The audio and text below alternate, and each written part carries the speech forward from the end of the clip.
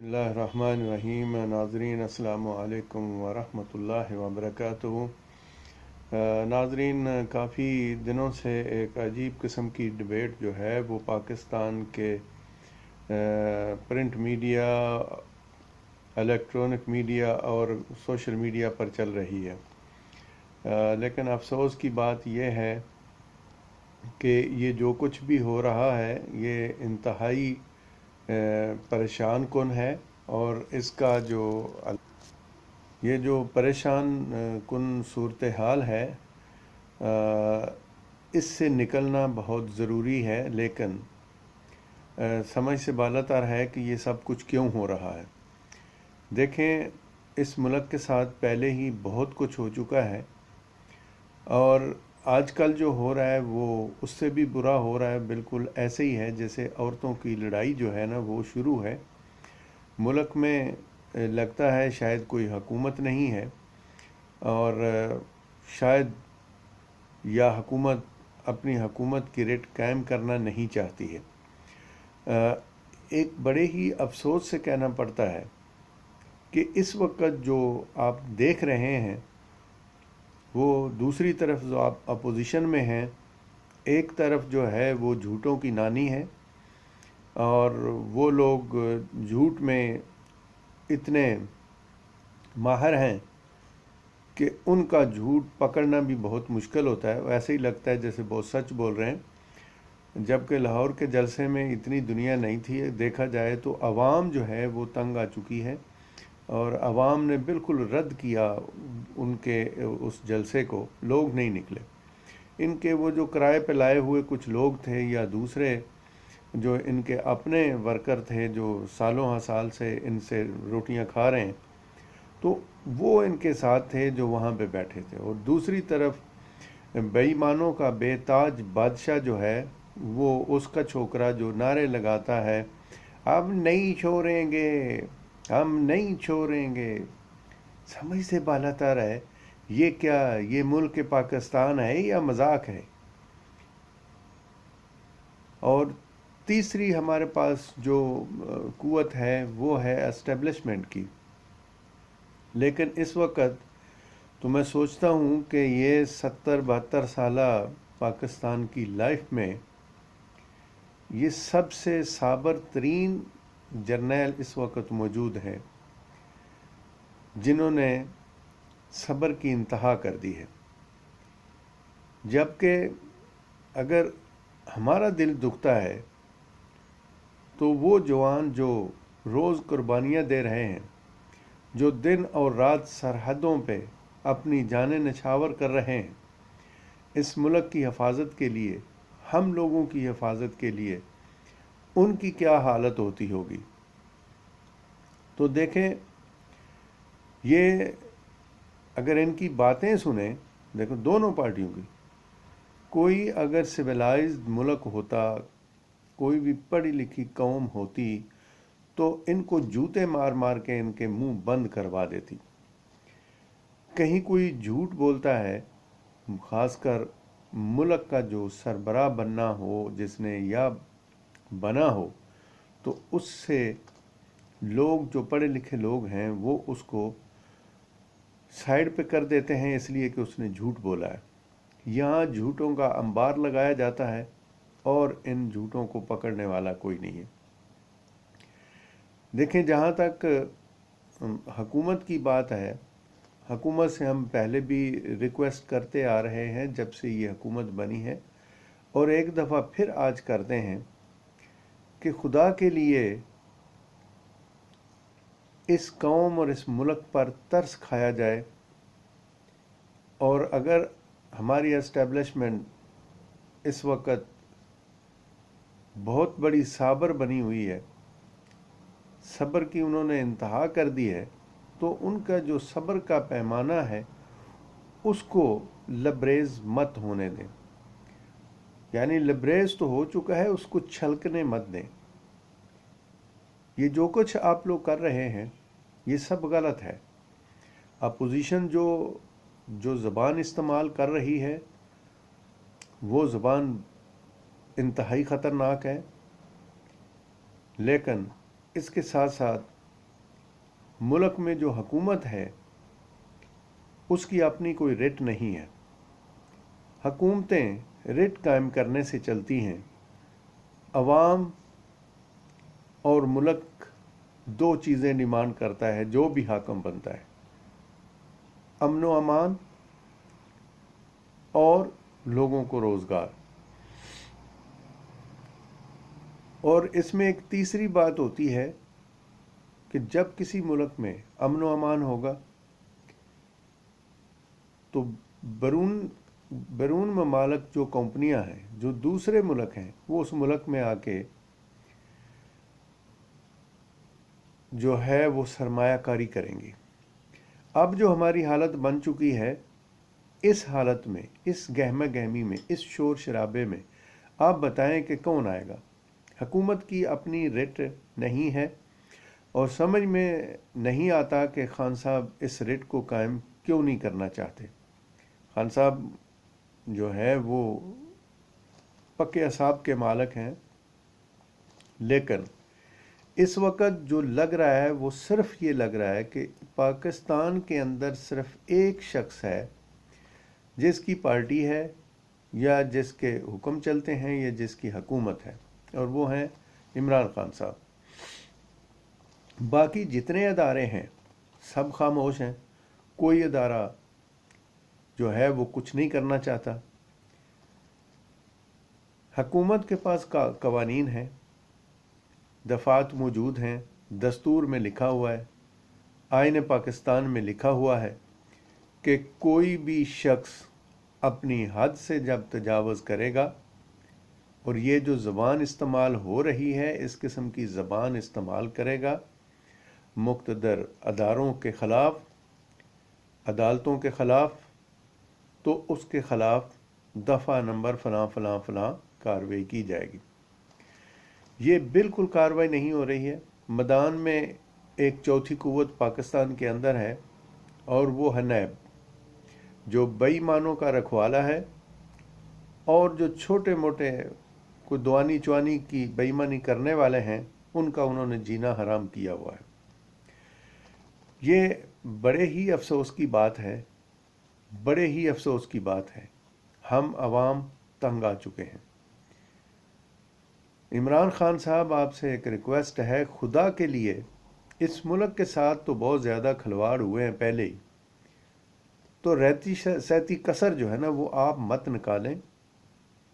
आप हुकूमत की रिट कायम करें। आपका वज़ीर दफ़ा कहाँ है? कौन है वो वज़ीर दफ़ा जिसके मुंह में ज़बान नहीं है, जिसकी कलम में ताकत नहीं है?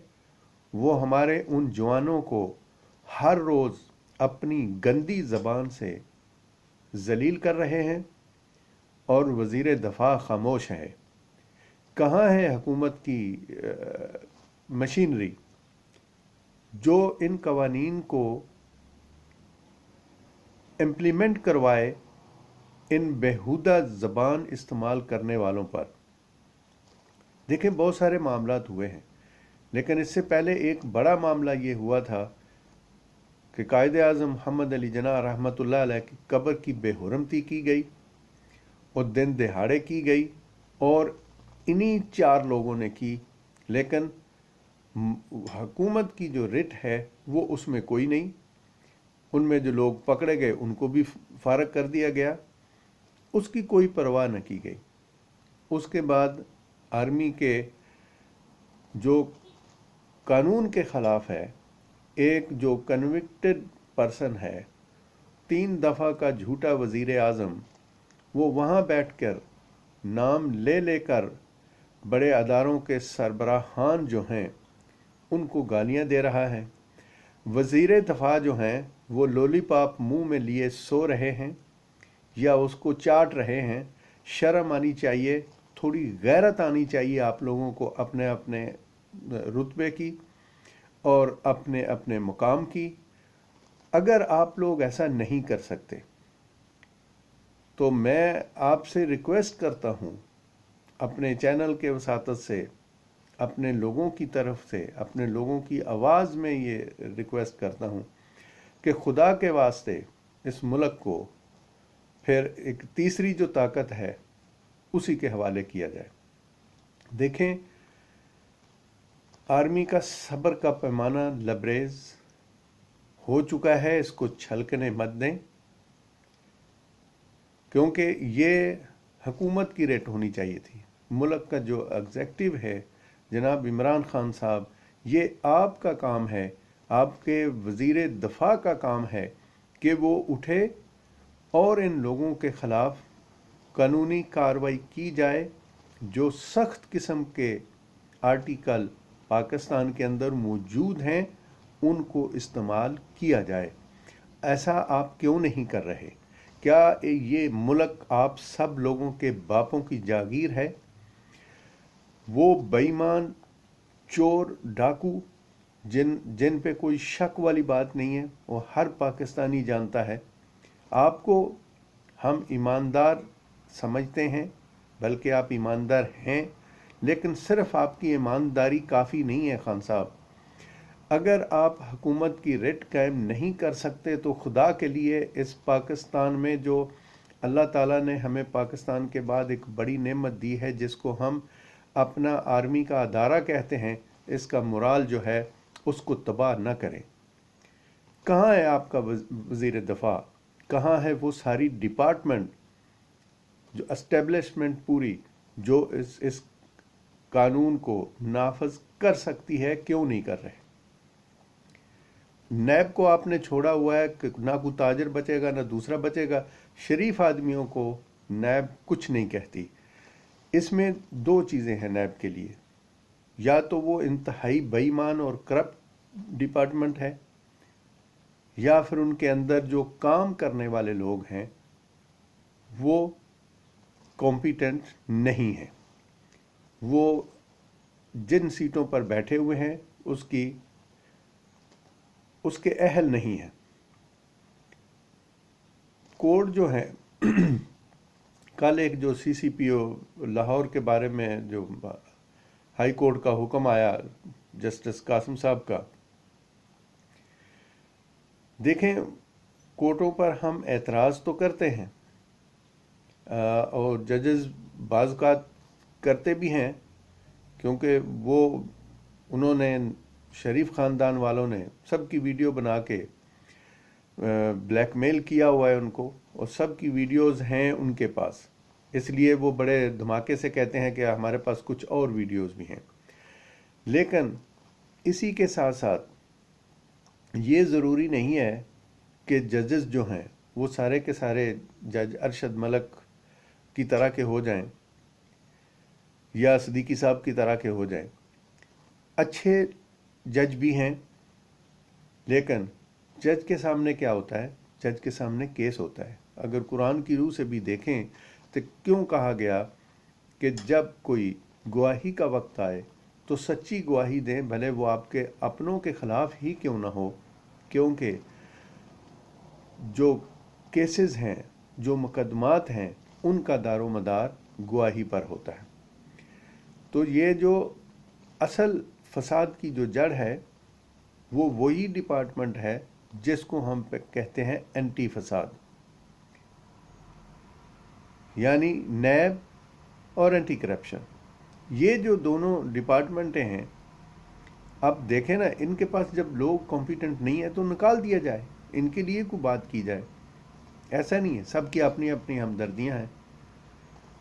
सीसीपीओ साहब ने अपनी जगह पे ठीक बात की, लेकिन उन्होंने शायद अपने जो केस आगे भेजे हैं, जिस केस में ऐसे मुजरमान की ज़मानत जज साहबान लेते हैं, सीसीपीओ साहब को चाहिए कि उन केसेस पर नज़र दौड़ाएं, उसको पढ़ें, उसको देखें कि उसमें आपके तफ्तीशी ने कौन से ऐसे वीक पॉइंट रखे थे जिसको वकील जो हैं वो जज साहब के सामने लाते हैं, और जब वो वीक पॉइंट केस के सामने आएंगे तो जजेस ना चाहते हुए भी मुल्ज़म की फेवर में चले जाएंगे। उनकी अपनी मजबूरियां हैं, सामने वकील खड़े होते हैं, कानूनदान खड़े होते हैं, तो उसका नतीजा फिर क्या निकलता है? कोई जजेस पर इल्ज़ाम लगा रहा होता है, अपने काम को कॉम्पिटेंट तरीके से नहीं करते। जब तक आप अपने काम को कॉम्पिटेंट तरीके से नहीं करेंगे तो आप दूसरे पर सिर्फ इल्ज़ाम बराए इल्ज़ाम का काम ही। देखें मोहतरम, मैं इस वक्त एक ही बात पर ज़ोर देना चाह रहा हूँ, और वो बात है हुकूमत की रेट। ये दो झूठे हैं, ये जो झूठों की नानी ये बकबक कर रही है, कोई उधर जाती है कभी उधर जाती है, इन लोगों की ना को हैसियत है और ना ही इन लोगों को मुल्क में कभी आना चाहिए हुकूमत में। अगर ये दोबारा आ गए, ये बेईमानों का टोला अगर दोबारा मुल्क में आ गया तो ये मुल्क सफ़ा हस्ती से मटा के रख देंगे। ये वो बेईमानों का बेताज बादशाह जरदारी और उसका बेटा जिसको बात करनी नहीं आती, चीखे मारने से क्या होता है। झूठे हैं, जो ज़ुबान से कहते हैं वो इनके दिल में नहीं होता। ज़बानें गंदी हैं, अगर हुकूमत की रिट हो तो इनकी ज़बानों को ताले लगाए जा सकते हैं। खान साहब, आपकी डिपार्टमेंटें, आपका अपना काम मेरी समझ में नहीं। आप जो इस वक्त मुल्क के लिए कर रहे हैं वो बहुत अच्छा कर रहे हैं, कोई शक वाली बात नहीं। आपके जो यूटिलिटी स्टोर हैं उनकी जगह जगह से हमें कंप्लेनें मिली हैं कि उसके अंदर जो चाय है, जो चाय की पत्ती है, उसके अंदर से इंतहाई किस्म की एक जैसे चूना होता है ना, चूने की बदबू आ रही है। वो ऐसा क्यों हो रहा है? गुजरांवाला से मुझे कंप्लेंट्स आई हैं, और वहाँ का जो खोखर की में ये सियालकोट रोड के ऊपर जो यूटिलिटी स्टोर है उसके अंदर से ख़रीदी हुई जो पत्ती है उसको जैसे ही उबाला देते हैं चूल्हे के ऊपर तो उसकी जो स्मेल है वो बिल्कुल ऐसे हो जाती है जैसे कोई चूना है, कोई इस किस्म की चीज़ है। वो कोई पी लेता है तो उसके साथ ही उसको उल्टियाँ और अबाक शुरू हो जाते हैं। एक तो ये चीज़ मैं आपके नोटिस में लाना चाहता था, मुझे याद आ गया। और दूसरा, बार बार हम रिक्वेस्ट करते हैं, खुदा के लिए इस मुल्क को कौम पर तरस खाया जाए। खान साहब, आपसे हमें बहुत उम्मीदें हैं, आप अपने इस मामले को दुरुस्त करें, इन लोगों के ख़िलाफ़ जो कानूनी कार्रवाई बनती है वो करें। मौलवी फजल रहमान के ख़िलाफ़ नैब ये क्या आप लोगों ने क्या ये एक डरावना जिन छोड़ा हुआ है? नैब ने क्या किया? थोड़ा सा झटका देता है। झटका क्या, ये वो सब जानते हैं। ये कैसे हो सकता है कि एक मुल्क जिसमें कानून हो, जिसमें कानून चल रहा हो, जो जंगल ना हो, वहाँ पे इस किस्म के भेड़िए दनाते फिरें और कहें कि किसी की मजाल है मुझे कोई हाथ लगाए। कहाँ है भाई, कहाँ है रिट आपके कानून की? नैब जो इस वक्त काम कर रहा है वो एक बिल्कुल ऐसे डरावने, समझें कि ऐसे डरावने जिन की तरह का काम कर रहा है कि जो बात ना सुने उसको बोले कि ये जिन आ गया, ये नैब आ गया, बस अपना बंदोबस्त कर लो। लेकिन जो खुद एक भयानक ख्वाब हूँ, जो खुद एक बड़े जिन हूँ, जिन्होंने पूरा मुल्क हड़प करके खाया हो, वो उनको जानते हैं, वो जानते हैं अंदर खाते क्या हो रहा है। इसी नैब के लोग जैसे शरीफों को फ़ोन करते थे, इसी तरह मौलवी साहब को भी फ़ोन करते होंगे कि मौलवी साहब डट जाओ, कुछ नहीं होगा, डट जाओ, आपसे हिला हुआ है पूरा नैब। तो ये जो सिलसिला है खान साहब, इसको बंद करें, खुदा के लिए तरस खाएं, नहीं तो फिर एक दिन वही होगा जो होना चाहिए, जो पाकिस्तान में हुआ। अगर ये मुल्क चला है तो ये कब चला? अयूब खान रहमतुल्लाह अलैह के दौर में चला, जनरल ज़ियाउल हक रहमतुल्लाह अलैह के दौर में ये मुल्क चला। परवेज़ मुशर्रफ जब आया तो इस मुल्क की बागडोर संभाली तो उसने मुल्क चलाया। कोई बताए ना किस सियासत की बात करते हो, किस सियासी पार्टी की बात करते हो। ऐसे झूठे लोगों के हाथों में हुक्म नहीं जाना चाहिए।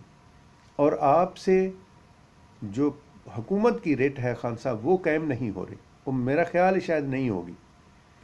लेकिन अगर आप लोग ये समझते हैं और ये चाहते हैं कि आर्मी आगे आए और वो अपनी रिट कायम करे, तो फिर सबको पता है कि जब आर्मी आती है वो पूरे अपने साजो सामान के साथ आती है।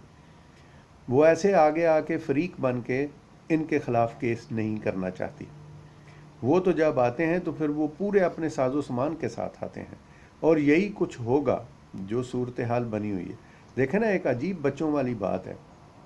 ये झगड़ा मुख्तलिफ औरतों का है। मुझे याद आ गया, मैं उस वक्त छोटा था जब ये 71 की वार हुई, तो हमारे कुछ रिश्तेदार जो हैं वो बॉर्डर लाइन पे रहते हैं, तो वहाँ से वो आए थे, उनको हमने पनाह दी थी। तो वो दोनों जो औरतें थीं उन दो घरों की, उनका एक अजीब सा सिस्टम था। वो सुबह सूरज तुलू होते ही लड़ना शुरू करती थी। दोपहर को जब खाना पकाने लगती थी तो दोनों साइड पे उन्होंने एक डंडा रखा होता था, खड़ा किया हुआ था, उसके ऊपर एक जूती एक लटका देती थी। तो एक दफ़ा मैंने ही मजाक में पूछा, मैंने कहा आंटी ये आप क्यों रखी हो? कह रही जब तक हम खाना पका लेती हैं ना तब तक ये जूते आपस में लड़ते हैं। यानी जूता रखने का मकसद ये है कि ये लड़ाई जारी है। देखें, इस वक्त इंतहाई शर्म वाली बात है दोनों साइडों पे, एक साइड से नहीं, दोनों साइडों से शर्म की बात है। लेकिन अब जो हुकूमत है उस पर ज़्यादा शर्म की बात भी है और उस पर अफसोस की बात भी है, क्योंकि हुकूमत रिट कैम कर सकती है। अपोजिशन की जो नापसंदीदा गुफ्तगू है उसके ख़िलाफ़ कानूनी कार्रवाई हो सकती है। पाकिस्तान का आइन कहता है, पाकिस्तान का दस्तूर कहता है। तो जब ये सब कुछ मौजूद है तो फिर आप इसका इस्तेमाल क्यों नहीं करते? आप जो हैं वो मुक़्तदर हल्के जो हैं, हमारी जो आर्मी है, जो जवान इस वक्त इस ऐसी सर्दी में अपनी जानें कुर्बान कर रहे हैं, आप उनका मरोल है वो क्यों कम कर रहे हैं? आप उनकी अखलाकियात को क्यों पस्त कर रहे हैं? खान साहब, कुछ खुदा का तरस करें, इस मुल्क पर तरस खाएं, खुदा का खौफ करें, इस मुल्क पर तरस खाएं और अपनी रिट कायम करें। अगर आप नहीं करना चाहते तो आप मुल्क को किस साइड पे लेके जाना चाह रहे हैं? देखें, एक दिन ऐसा होगा, अगर बाजवा साहब का जो साल रह गया, अगर ये साल तक या बाजवा साहब खामोश रहे, जिस तरह वो सब्र कर रहे हैं इस तरह वो सब्र करते रहे, वो आप लोगों के मुंह को देखेंगे, वज़ीर दफ़ा को देखेंगे। ये काम वज़ीर दफ़ा का है कि इन बेहदायतों और बगैरतों के ख़िलाफ़ कानूनी कार्रवाई करके इनको गिरफ़्तार किया जाए। मरियम नवाज़ ने नैब पर पत्थर चलाए, किसी ने आज तक उसे गिरफ़्तार नहीं किया, किसी को जुर्रत नहीं हुई। कायदे आज़म के मज़ार की बेहुरमती की गई, किसी को जुर्रत नहीं हुई उनको गिरफ़्तार करने की। मौलवी साहब को 2-3 दफ़ा आप लोगों ने बड़ी बुलंद आवाज़ से पकारा है और मौलवी साहब ने, अब ये फिर कहना नहीं चाहिए लेकिन मैं कह रहा हूँ कि नंगा होकर दिखा दिया। सबके सामने उसने ललकार के बता दिया कि किसी को जुर्रत है किसी माई का लाल की तो मुझे हाथ लगा के दिखाए। इसका मतलब है कि मुल्क में कोई हुकूमत नहीं है। मुल्क एक जंगल है और जंगल में जो ताकतवर होता है हुकूमत उसकी होती है। इसका मतलब है हुकूमत इन दोनों की है।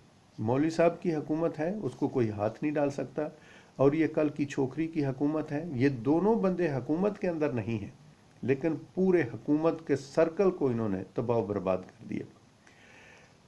जब मरियम नवाज़ ने गालियां दी थी पूरी अदालत को, किसी जज को कोई गैरत नहीं आई। मैं बड़े अफसोस से मैं पहले माजरत कर लेता हूँ कि सच कहना पड़ता है, मजबूरी है। ये कई दिनों से अदालत को गालियां दे रही है और किसी ने उसको जो तौहीन अदालत के ज़ुमरे की कार्रवाई उसके ख़िलाफ़ करने की जुर्रत नहीं की, किसी जजेस में से किसी जज ने भी।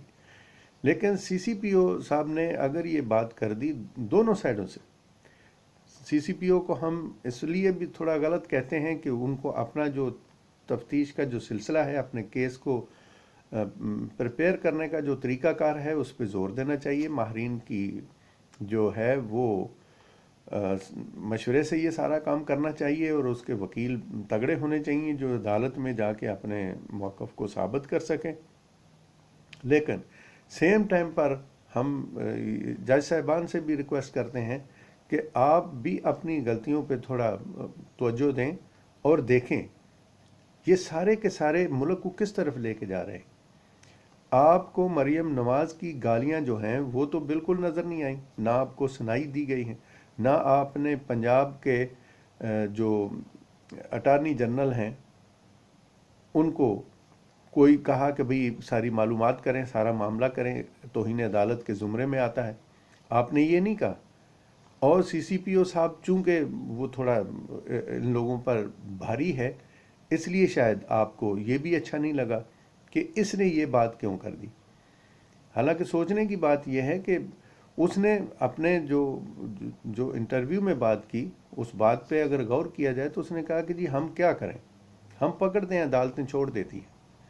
अब उसमें दो चीज़ों की कमज़ोरी है, या अदालतों की किसी वजह से मजबूरी है कि वो इन हरामजादों को छोड़ती हैं, या फिर उस केस के अंदर जो वीक पॉइंट हैं वो तफ्तीशियों ने छोड़े होते हैं, जिसकी वजह से अदालतें उनको छोड़ने पर मजबूर होती हैं।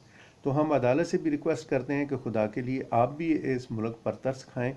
जज साहिबान जो हैं, आप अल्लाह की खसूसियात रखने वाले लोग होते हैं। अल्लाह ताला ने अपनी खसूसियात में से आप लोगों को ये खसूसियात दी हैं, इंसाफ करने वाली। और आप जानते हैं कि हम आम लोगों की तरह, आम लोगों की बनिस्बत अल्लाह के यहाँ आप लोगों का हिसाब किताब जो है ना वो बहुत डबल होगा। अगर हमें अजाब 100 का होगा तो आप लोगों को 1000 का अजाब अल्लाह के यहाँ से होगा।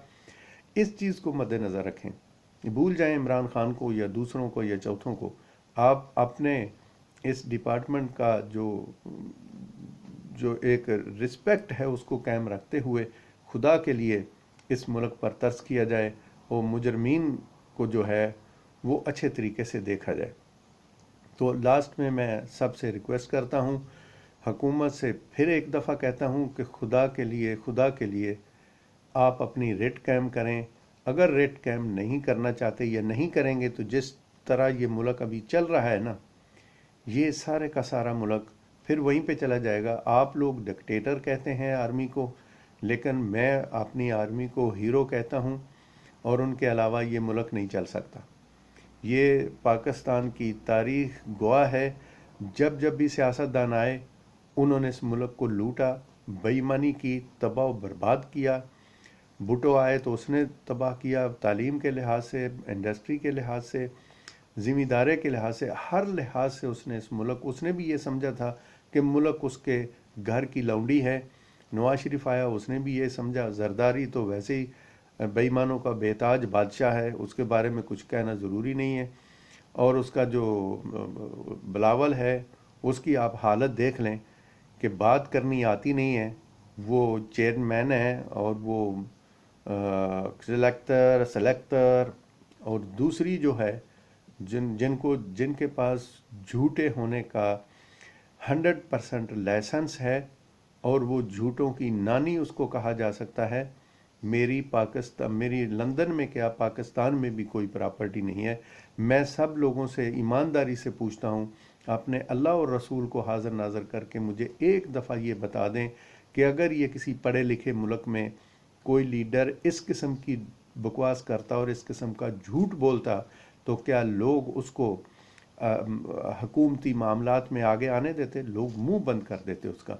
ये जगह जगह पे जाती है, भौंकती है, वो भौंकता है, ये क्या है? खान साहब रिक्वेस्ट करते हैं, खुदा के लिए आखिरी बार आपको कहते हैं, अपनी रेट कायम करें। ये जो आपने फैसल वाडा और दूसरे जो लोग छोड़े हुए हैं ना, ये औरतों वाली जो लड़ाई कर रहे हैं, इस लड़ाई को बंद किया जाए। हुकूमत की रेट इस तरह कायम नहीं होती कि वो उसको गालियां दे, उसको दे। ये गाली गलोच की सियासत कब तक? ये आप लोगों की इस औरतों वाली लड़ाई में मुल्क, हमारी फ़ौज और अवाम तबाह बर्बाद हो रहे हैं और जलील हो रहे हैं। इन पर तरस खाया जाए, खुदा के लिए इन पर तरस खाया जाए। अल्लाह से डरो और इस मुल्क पर तरस खाओ।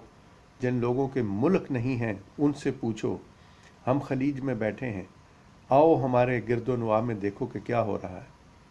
लोग ज़िल्लत और रसवाई में मुब्तला हैं, कुछ नहीं है किसी के पास। छोटे छोटे बच्चे बर्फ़ों के इस सर्दी में बर्फ़ बन के मर रहे हैं सीरिया के अंदर। कोई पूछने वाला नहीं है। जहाँ पे आर्मी नहीं होती वो मुल्क नहीं बचते।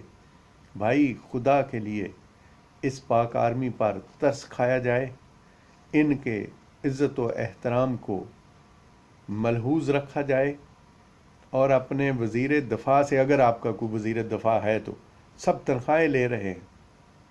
सियासतदान है तो वो घरों में बैठे हैं, असेंबली बंद है, किसी को गैरत नहीं आती, कोई कानून ऐसा नहीं है। ये जंगल है क्या? हर बंदा जो है इस मुल्क को लूट के खा रहा है। वो अपने अपने घरों में बैठे हुए तनख्वाहें ले रहे हैं। अरबों रुपया जो तबाह बर्बाद हो रहा है, गालियां किसको दी जा रही हैं? इस मुल्क को, और इस मुल्क की पाक आर्मी को गालियां दी जा रही हैं। सुबह से शाम तक लोग चक्की में पिस गए, लेकिन आपकी रिट कायम नहीं हुई। आखिर क्यों? आपकी क्या मजबूरी है? जैसे आपने सच बोला है कि मुझे तैयारी के बगैर नहीं आना चाहिए था, लेकिन इस पे जो इस वक्त पूरा मीडिया कह रहा है, हम भी कहते हैं। हमने भी आपसे खान साहब पूछा था कि आपके पास टीमें हैं, आप कहते थे हाँ मेरे पास मुकम्मल टीमें हैं मुल्की अमूर चलाने के लिए। आपका भी ये झूठ निकला, लेकिन आपको हम इसलिए अप्रिशिएट करते हैं कि कम अज़ कम आपने अपने इस झूठ को तस्लीम किया पूरी कौम के सामने, और आपने कहा कि हमारी तैयारी नहीं थी। लेकिन अब हम कहते हैं कि अब भी आपकी तैयारी नहीं है। ये 2-2.5 साल गुजरने के बाद अगर फिर भी नहीं है तो खुदा के लिए तरस खाएं, आप इस मुल्क पर तरस खाएं। आप एक नेक दिल इंसान हैं, आप तरस खाएं इस कौम पर, इस मुल्क पर। और इन चोरों के हवाले, हम नहीं कहते कि मुल्क को इन चोरों के हवाले कर दें, मुल्क को आर्मी के हवाले कर दिया जाए, यही एक हल है। और ये एक दिन होगा, या आप हुकूमत की रिट कायम करें और खुदा के लिए इस नैब के अदारे को या तो बंद कर दें। ये जो केसेस हैं, ये जो दूसरे 2 अदारे हैं जिसमें एंटी करप्शन और FIA है, उसमें भी बहुत बड़े बड़े बेईमान बैठे हुए हैं, लेकिन फिर भी उनके अंदर अच्छे लोग भी मौजूद हैं। ये केसेस उनको दें और नैब के अदारे को बंद कर दें, जो हमारे इस गरीब आवाम के पैसे को खा रहे हैं, उनको बंद किया जाए। अल्लाह ताला इस मुल्क की हिफाजत करे, और जो मुक़्तदर हल्के हैं उनको भी सोचने पर मजबूर किया जाए। अल्लाह उनको ये दिमाग में डाल दे कि इस चीज़ का बंदोबस्त जो है वो किस तरह करना है, और इन सब के मुंह किस तरह बंद करने हैं। क्योंकि जब वो आएंगे मुल्क में हुकूमत की रिट कायम करने के लिए, तो वो अपने साजो सामान के साथ आएंगे। खान साहब, हम आपसे रिक्वेस्ट करते हैं इससे पहले कि यहाँ तक पहुँच जाएं, आप इस मुल्क को बचा लें और दस्तूर के मुताबिक इन लोगों के ख़िलाफ़ कार्रवाई करें, और रिट कायम करें हुकूमत की। अल्लाह इस मुल्क का हामी और नासर हो। खुदा हाफिज़।